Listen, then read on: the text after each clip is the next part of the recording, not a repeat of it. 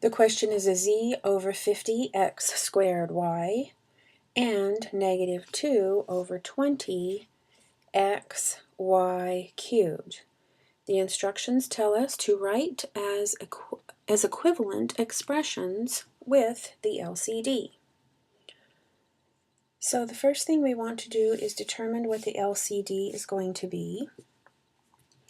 We have 50x squared y, and we also have 20xy cubed. Now what we're going to do is find the least common multiple of the denominators, and then we're going to write equivalent fractions.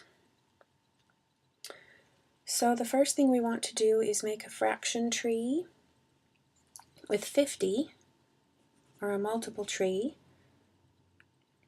Remember that 50 is 2 times 25, and then 25 is 5 times 5. So that leaves us with 5 squared times 2.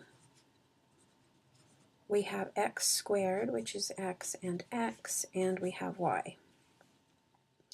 20, if we do the tree, we get 2 and 10 factors out into 2 and 5. So that gives us 2 squared times 5, so we have 5 times 2 squared. We have 1x here, and y cubed. So now we want to get the least common multiple. We have 5 squared here. We have 2 squared here. We have x squared here, and we have y cubed here. So if we write that out, 5 squared times 2 squared times x squared times y cubed. 5 squared is 25, 2 squared is 4, and x squared y cubed, that gives us 100x squared y cubed. Now if we look at this, we know that this is correct because 50 goes into 100 twice, and 20 goes into 100 5 times. That's the smallest number that we can get that both of our numbers will multiply into equally. And then x goes into x squared, and y goes into y cubed. So that's what we have.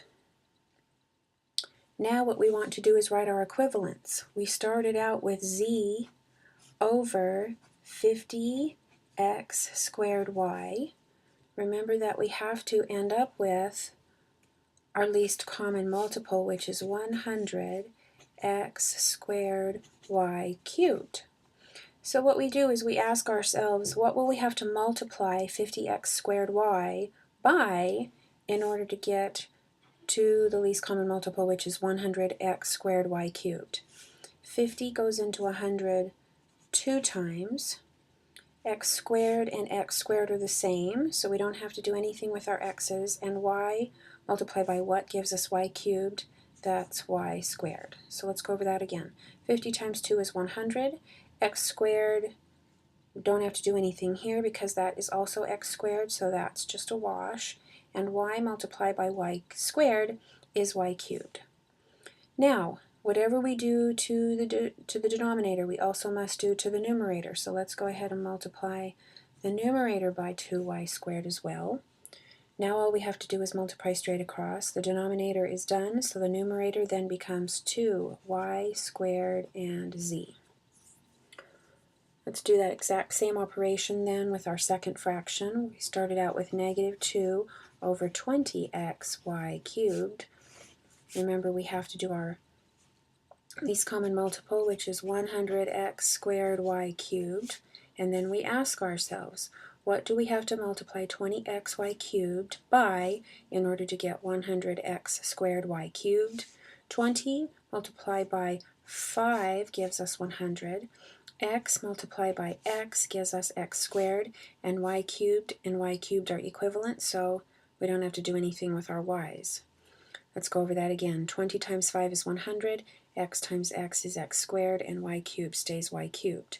So we've had to multiply 20xy cubed by 5x to get our least common multiple, which is 100x squared y cubed. Whatever we do to the denominator, we must do to the numerator, so let's multiply the numerator by 5x. And when we multiply negative 2 times 5x, we get negative 10x.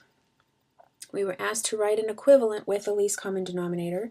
We've determined that our least common denominator is 100x squared y cubed, so our equivalents are now z over 50x squared y is now 2y squared, 2y squared z over 100x squared y cubed.